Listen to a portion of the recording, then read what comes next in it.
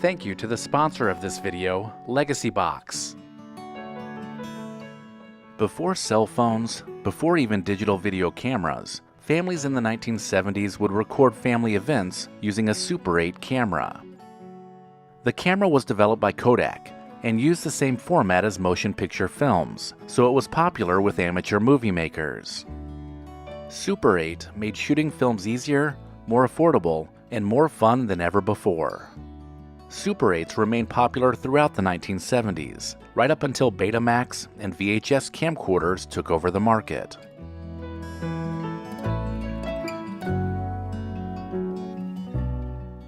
The 1970s is not known for its stellar sense of style.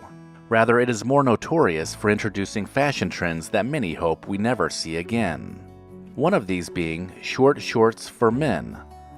These tight-fitting and hairy leg-showing swatches of fabric were mainly reserved for athletic shorts, so they could easily be found on the basketball court or roller skating through a park. To complement these sporty shorts, tube socks covered the lower half of your legs, and they had stripes that encircled the top. Athletes like Kareem Abdul-Jabbar, Pele, and Bjorn Borg couldn't get enough of the short shorts and tube sock look, making it even more popular. Fortunately, this trend, along with many others from the 1970s, has faded away. During the 1970s, there was a push to start using the metric system as our universal measuring standard. There was even legislation passed called the Metric Conversion Act, signed into law in 1975 by President Gerald Ford, but it wasn't a mandatory thing. It turns out that Americans weren't ready to switch from inches, miles, and pounds to centimeters, kilometers, and grams. Therefore, the metric push was never adopted. As globalization worked to establish a universally accepted way to measure, we in the US decided that we liked our customary system.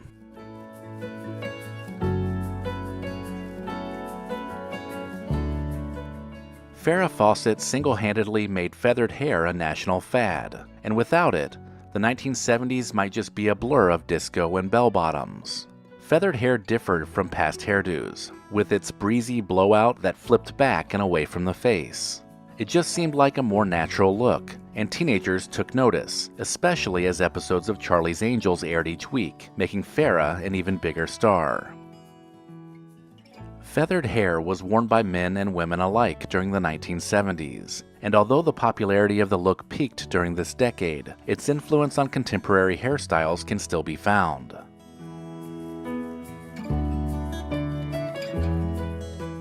The original Goody's Super Comb was so big and clunky it almost looked like a weapon. But this trusty hair accessory that could comb through anything became the ultimate fashion accessory during the 1970s. By putting a super comb in your back pocket, all of your friends knew you were serious about keeping your hair looking good. And this became a trend that saw just about everybody doing it.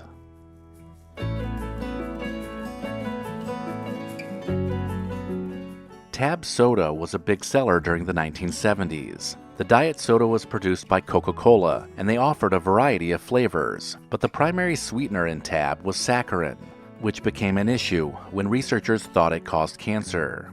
Despite the label warning about the side effects, Tab remained popular, but the nail in the coffin was the introduction of Diet Coke in 1982. Although Tab was still produced, the drink was scaled back considerably, which created sort of a cult following, but it was nothing like its popularity during the 1970s.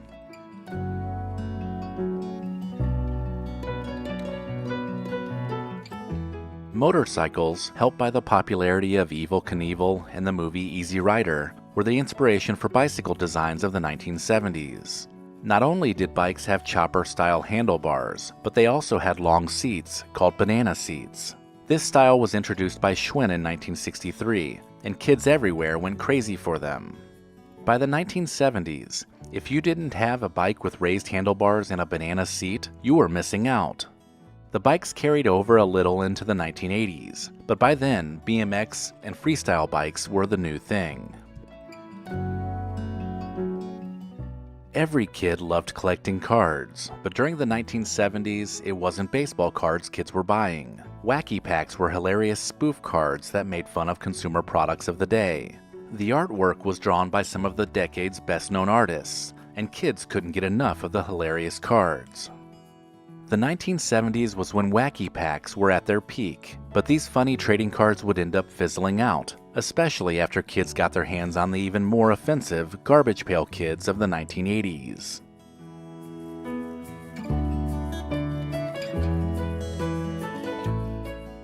Children's television in the 1970s would not be the same without the wild visuals of Sid and Marty Krofft. Shows like H.R. Pufnstuf, Land of the Lost, and The Bugaloos had millions of American kids smiling on Saturday mornings. These fantastical shows featured the signature style of large-headed puppets and low-budget special effects, which made the world of Sid and Marty Krofft one that kids would remember for a lifetime.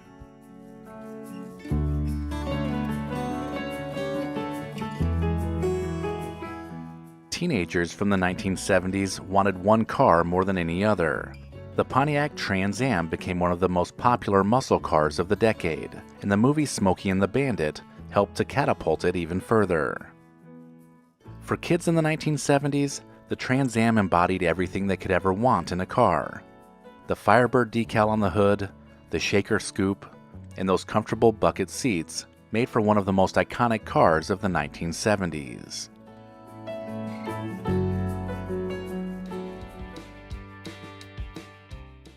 During the 1970s, if you had no car, it was no problem. All you had to do was stick out your thumb and wait for a kind stranger to pull over and offer you a ride.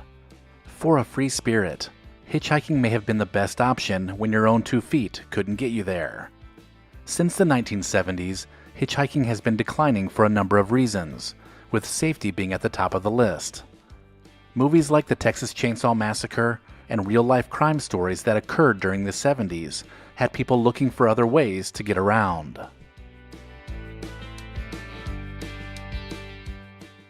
Saturday morning was supposed to be about eating sugary cereals and watching cartoons with no educational value. But Schoolhouse Rock tricked us by teaching us multiplication, history, and the differences between conjunctions and interjections.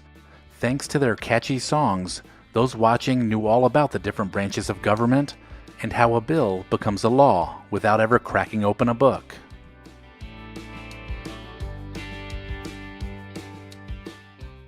Everything about the strange case of Patty Hearst, the granddaughter of publishing titan William Randolph Hearst, was like something out of a Hollywood movie, and many of us couldn't get enough.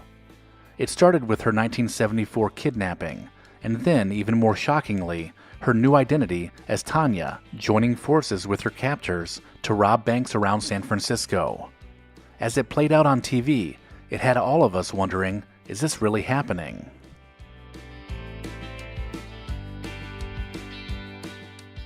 In the 1970s, opening a soda or beer can required pulling a ring that tore open a small wedge shape on the top of an aluminum can.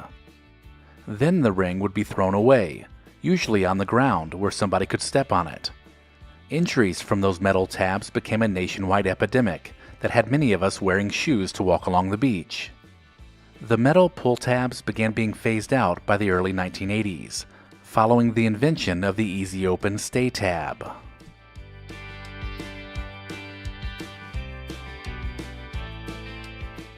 Television programming during the 1970s wasn't available around the clock. At some point during the night, stations would sign off and use a test pattern graphic to signify they were off air. Occasionally they might use something more patriotic, like the American flag, but generally that was the only viewing option for late night viewers until around 6 a.m. Men and women in the 1970s were big on tight-fitting shirts, but more importantly, it had to have the largest and floppiest collars possible. These collars were double the size of a standard collar, and were often accompanied by an exposed hairy chest. This style could be found on shirts, leisure suits, and even jackets of the era. And if you did have a jacket on, you would make sure to flip the shirt collar to the outside of the jacket for an even more fashion-forward look. Sideburns were a popular counterculture style during the 1950s and 1960s, in direct response to the carefully groomed hairstyles of the greatest generation. But it wasn't until the late 60s and into the 70s that the masses grew them out to Civil War-era proportions. Men like Richard Roundtree, Burt Reynolds, and Elvis Presley made wearing huge mutton chops an iconic 1970s look.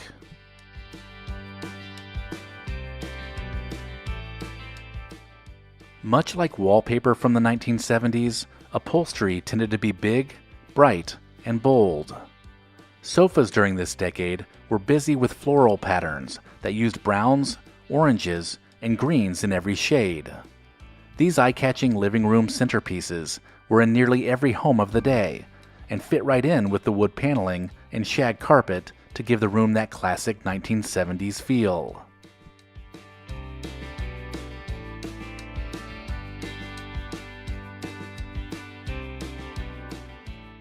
The 1973 oil crisis hit wallets hard, and as fueling larger cars became more and more expensive, Americans switched to compact cars like the Ford Pinto, the AMC Gremlin, and the AMC Pacer.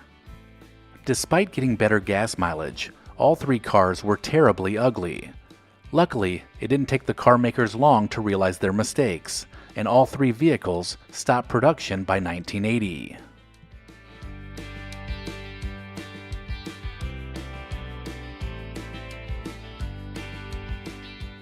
The disco era was short-lived, but left an indelible mark on the 1970s with its music and fashion. What started in the clubs of New York City spread to all parts of the country when the movie Saturday Night Fever was released. The film brought disco to the masses and had many singing catchy tunes by ABBA, Donna Summer, The Village People, and the Bee Gees.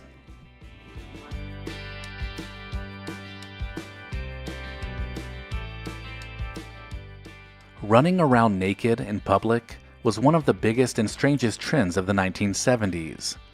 The attention-grabbing behavior swept across America, especially during sporting events and on college campuses, and really peaked by the mid-70s. The craze led to tons of novelty products hitting the market, like gag gifts and t-shirts, and it also inspired comedy songs like The Streak by Ray Stevens.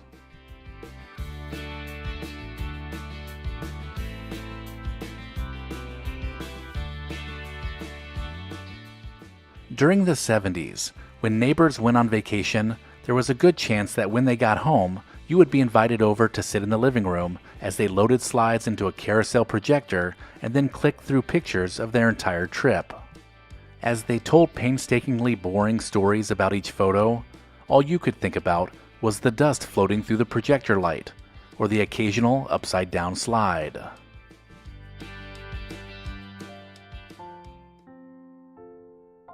You may not have owned an Atari console during the 1970s, but at the very least, you knew somebody who did, and you made sure to do everything in your power to win their friendship.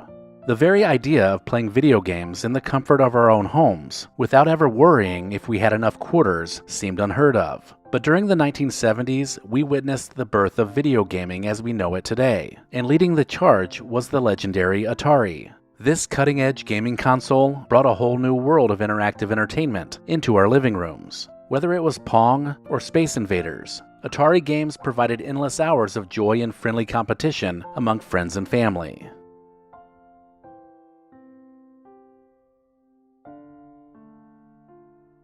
But gaming wasn't the only creative outlet for kids back then. Remember those school projects where you would make homemade ashtrays?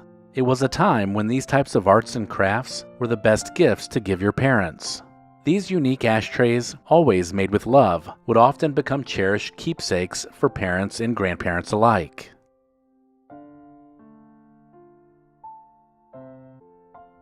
As the temperature rose during hot summer days, there was nothing that kept you cooler better than the good old water hose. Whether you were getting a drink from it or running through the sprinkler to cool off with friends, the water hose became an essential part of spending all day outside, playing and exploring the neighborhood. In the 1970s, communication took a leap forward with the introduction of answering machines. No longer did we have to race to answer the phone. Now callers could leave a message for us to listen to later. It was a game changer that gave us more control over not missing phone calls and added a touch of technology to every home. And let's not forget the era-defining music experience of the 1970s, 8-track tapes. These chunky tapes allowed us to listen to our favorite music on the go, and made our favorite music portable for the first time. From rock and roll to disco hits, 8-track tapes provided many with the soundtrack to their younger days. And there was nothing like cruising up and down the street in your first car with the windows down and a tape in the 8-track player. Saturday mornings were the pinnacle of the week for kids in the 1970s. As the weekend rolled in, we'd wake up early, grab a gigantic bowl of our favorite sugary cereal, and then eagerly await the start of our favorite cartoons. The likes of Scooby-Doo, the Jetsons, and the Flintstones brought smiles to living rooms across the country, creating treasured memories that still resonate with us today. Tiger Beat magazine catered to the hearts of teenage girls across the nation. This teen idol magazine featured dreamy heartthrobs gracing its glossy pages, from pop stars to actors and athletes. Many people plastered their bedroom walls with posters of their favorite stars, and the magazine became the go-to source for celebrity gossip and crush-worthy content. Family outings in the 1970s were often filled with adventure and togetherness, especially when traveling in a classic station wagon. These spacious vehicles allowed families to spread out while embarking on road trips, picnics, or even a trip to the grocery store. The kids always wanted to ride in the very back so they could wave and make faces at passing cars, or even lay down and catch up on the newest issue of Tiger Beat while you traveled from place to place. One very popular spot for family fun during the 1970s was the local skating rink. This was the perfect place to meet up with friends on the weekend, and roller skating just happened to pair perfectly with the sounds of disco music, making us feel free enough to show off our roller skating skills to friends. The skating rink was also a place to just hang out and play arcade games, if skating wasn't your thing. When it came to home entertainment, the Sony Betamax was ahead of its time. This revolutionary video recording system allowed us to watch our favorite movies and TV shows in the comfort of our homes. With Betamax, movie nights became possible without having to wait for the annual airing of The Wizard of Oz or The Sound of Music. Betamax brought the family together for movies, and it was at the forefront of what became the movie rental industry of the 1980s. Everybody likes a lollipop every now and then, and Charm's Blow Pops were the favored lollipop of the 1970s. They arrived in candy stores in 1973 and were a 2-for-1 deal. When a kid was done licking and crunching the hard candy lollipop, they still had the soft bubblegum center to chew on. These colorful lollipops that came in various flavors satisfied the sweet tooths of a generation.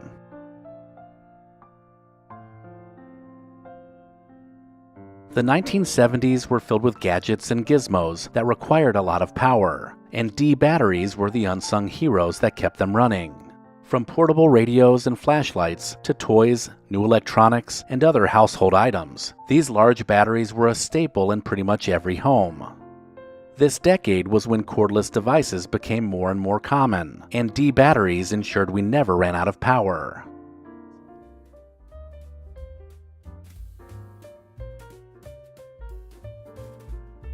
Founded in 1954 in Sacramento, Shakey's Pizza became a popular spot in the 1970s for its lively atmosphere and family-friendly vibe. Known for their buffet-style pizza and mojo potatoes, Shakey's was a favorite with children and adults alike. The restaurant featured picnic tables end on end and live music, most notably Dixieland jazz, creating a fun, festive environment, perfect for gatherings after a sporting event or even birthday parties. Although Shakey's has closed many of their US-based locations, it continues to operate in Asia. Chi-Chi's was founded in 1975 in Richfield, Minnesota, and brought the flavors of Mexican cuisine to mainstream America. During the 1970s, it became renowned for its enchiladas, chimichangas, and famous fried ice cream. The restaurant was also celebrated for its large margaritas and live mariachi bands, making it the ideal spot to meet up after work. After a series of bad publicity, including a hepatitis A outbreak in 2003, the chain closed all of its U.S. locations the next year, although the brand still exists in Europe. Beefsteak Charlie's, established in 1976 in New York City, was famous during the 1970s for its all-you-can-eat salad bar, unlimited shrimp, and free beer, wine, and sangria. They were also known for juicy steaks and hearty side dishes, offering a big meal in a casual atmosphere which attracted families. Despite the chain's popularity, it struggled to compete with other chains, leading to the closure of most of their locations by the late 1980s. A few locations still lingered into the early 2000s, but the company eventually faded from the dining landscape.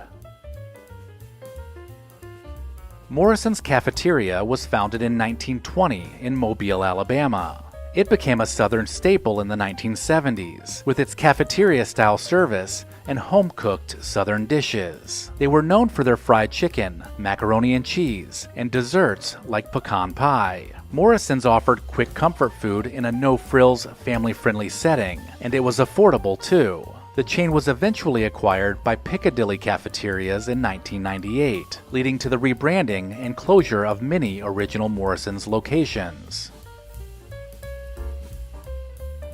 Founded in 1969 in Quincy, Massachusetts, the Ground Round was another family restaurant that thrived in the 1970s. The concept was created by Howard Johnson's to revamp underperforming restaurants. Not only did they serve American fare, but they also offered free popcorn and peanuts, which patrons could toss on the floor. The menu featured burgers, onion rings, and ice cream sundaes, making it a favorite for families with young children. Despite the Ground Round being popular, financial difficulties led to a significant decline, and by 2004, many of the locations had closed. There are still a few franchised locations that continue to operate.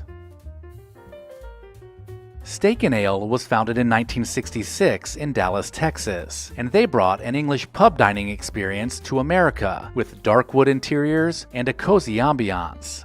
Known for its prime rib, salad bar, and signature Kensington Club steak, it offered one of the more upscale experiences, but they were still affordable. Despite their initial success, this chain too faced financial struggles and was also a victim of the changing dining trends. In 2008, Steak and Ale filed for bankruptcy, and all locations were closed. Recently, a revival attempt was announced, and the newest Steak and Ale reboot just opened in Burnsville, Minnesota. Howard Johnson restaurants were founded in 1925 in Quincy, Massachusetts, and their iconic buildings were a common presence on highways during the 1970s, offering a nice dining break while families were traveling. Famous for its fried clams and 28 flavors of ice cream, Howard Johnson's dotted the country and was one of the most recognizable restaurant chains in American history. They were very easy to spot with their bright orange roofs, and the standardized menu made it easy to order, no matter where you were. But the rise of fast food chains and changing travel habits led to its eventual decline, with the very last Howard Johnson's restaurant closing a few years ago. Founded in 1933 in Portland, Maine, Valle Steakhouse was known in the 1970s for a great steak and luxurious dining rooms that made families feel like they were dining in style. Their T-bone steaks and lobster, paired with a robust wine selection, made for a complete meal. Valle's large dining rooms were perfect for big family gatherings and special events. Despite being popular, Valle's couldn't navigate the changing dining landscape, and the chain of restaurants were all closed by the early 1990s. Sambo's started in 1957 in Santa Barbara, California, and they were known for breakfast, along with whimsical, storybook-themed decor in the 1970s. Their pancakes, especially the Sambo's Tiger Toast, and hearty breakfast platters made it a very kid-friendly restaurant. The chain ran into problems when the name and theme of the restaurant were criticized, and it became a racial controversy. This is what led to its gradual decline. By the early 1980s, most locations had rebranded or closed, and the last remaining Sambo's restaurant was the original Santa Barbara location, and they kept their name up until 2020. Founded in 1966 in Columbus, Ohio, York Steakhouse offered affordable cafeteria-style steak dinners, making steak an option for families in the 1970s. The menu featured steaks, baked potatoes, and a variety of desserts in a casual setting. It focused on value, which attracted budget-conscious families. This chain, too, declined in the 1980s, and the 1990s brought even more competition, with more and more fast food options becoming the norm. The very last York Steakhouse would go on to close in the early 2000s. Bonanza and Ponderosa steakhouses were opened in the 1960s and were popular in the 1970s for their buffet style and wide range of steak and seafood options. Bonanza was started by Dan Blocker from the TV show Bonanza, but it was sold a few years after, and that's when the locations ballooned, spreading across the country. Although both restaurants were separate companies, they had a similar concept with an all-you-can-eat buffet and a generous dessert bar, making it a favorite for kids. Despite being popular, both chains saw a decline and eventually merged under the same parent company in the 1990s, but only a few locations still remain operational today. Recollection Road loves to recommend LEGACYBOX because we both believe in preserving the past. If you have a cluttered closet with cherished home videos and photos that rarely see the light of day, then you need to visit legacybox.com/recollection. These irreplaceable heirlooms are rapidly fading away, and they deserve to be digitized and shared with family and friends. And right now, LEGACYBOX is offering you $9 tape transfers. The process is simple. Send in your LEGACYBOX filled with old VHS tapes, camcorder tapes, and pictures. Their team will professionally digitize everything by hand, right here in the USA. You'll get the originals returned to you, along with organized digital copies. I love LEGACYBOX because it makes all my favorite memories available anytime. I can post them on social media or pull up a slideshow on my TV, which keeps special family moments alive. Visit legacybox.com/recollection to shop their $9 tape sale. That's legacybox.com/recollection to unlock this incredible offer. Let me know in the comments if I missed anything, and make sure to check the description of this video for links to pick up a t-shirt and sign up for the newsletter. Also, don't forget to visit our friends at Horn & Hardart to save 10% on your next order. Visit hornandhardart.com/recollection. Thank you to our loyal Patreon supporters listed here. Visit patreon.com/recollectionroad to join the club.